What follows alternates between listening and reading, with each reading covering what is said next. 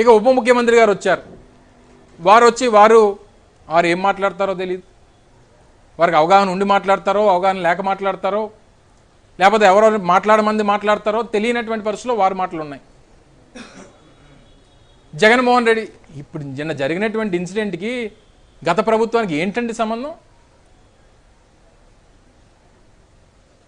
వారు ఏం మాట్లాడుతున్నారు?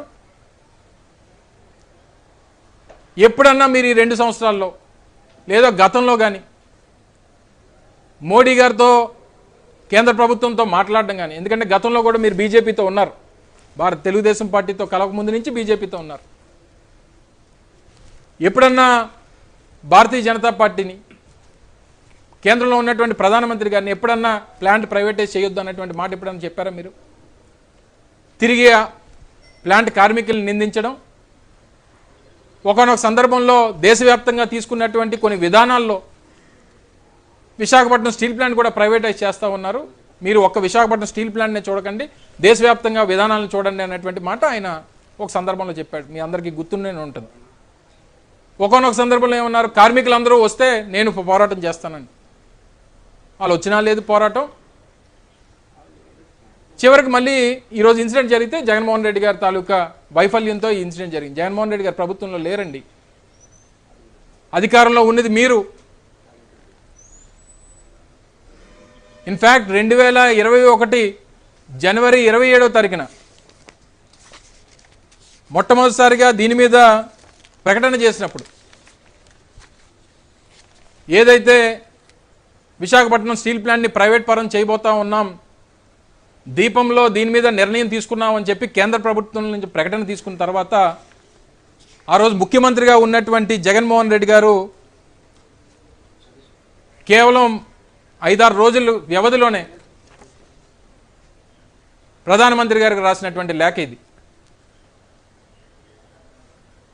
విశాఖపట్నం స్టీల్ ప్లాంట్ని ప్రైవేట్ పరం చేయడానికి వీల్లేదు, ఇది ప్రభుత్వ రంగ సంస్థగానే కొనసాగాలి, దానికి అనేక రకాలైనటువంటి ఆప్షన్స్ ఉన్నాయి, వీటినన్నిటిని కూడా పరిశీలించండి, ఇది రాష్ట్ర ప్రజల తాలూకు ఆత్మగౌరవానికి సంబంధించినటువంటి ఇష్యూ, ఉత్తరాంధ్ర ప్రజలకు సంబంధించింది, తెలుగు రాష్ట్రాలకు సంబంధించింది, 33 మంది ప్రాణాలు బలిగొని సాధించుకున్నటువంటి విశాఖపట్నం స్టీల్ ప్లాంట్, ఇది సెంటిమెంట్తో కూడినటువంటి అంశం అని చెప్పి లేఖ రాసినటువంటి సందర్భాలు చూపించమనండి. ఒక లేఖ వారు రాసినటువంటి లేఖను చూపించమనండి.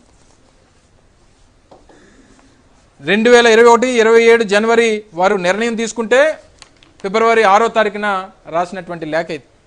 ఇదొకటే కాదు, అనేక మార్లు తర్వాత కూడా 2-3 సందర్భాల్లో రాశారు. 2022లో నవంబర్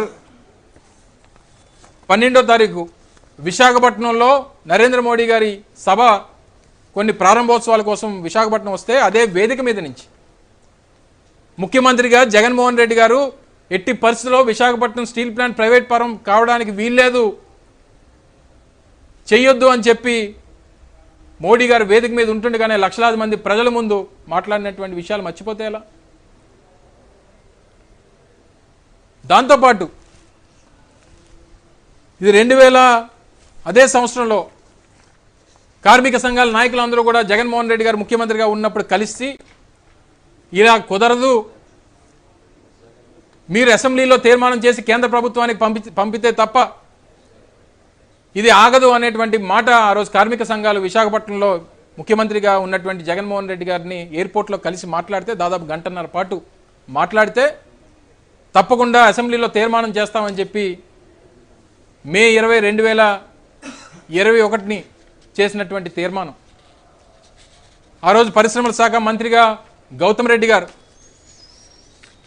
శాసనసభ్యుడిగా ఆ రోజు ఉన్నటువంటి నేను, వారు తీర్మానాన్ని ప్రవేశపెడితే ఇది నా స్టేట్మెంట్, అసెంబ్లీలో నేను చేసినటువంటి ప్రసంగం,